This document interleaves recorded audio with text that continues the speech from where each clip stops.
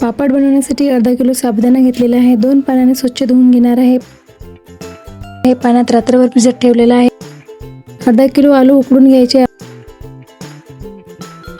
आलू उकडल्यावर किसून घ्यायचे आहेत. नंतर पाणी गरम करायला ठेवायचं आहे. अर्धा किलो साबुदाणा आहे तर 9 ग्लास पाणी घेतलेले आहे.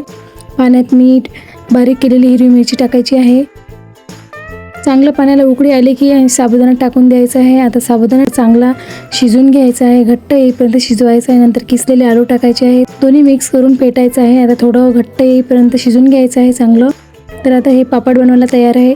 इथे मी थोडा कलर टाकणार आहे. हिरवा आणि ऑरेंज कलर टाकणार आहे.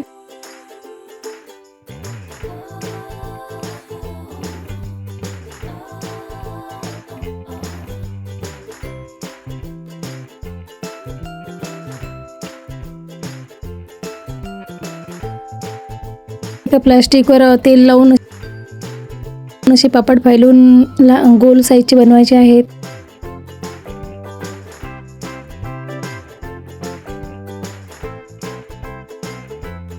तर आता हे पापड सर्व बनलेले आहेत. आता हे चांगले कडकडीत उन्हात वाळू घालायचे आहेत. 2 दिवस चांगले ऊन द्यायचे आहे त्याला.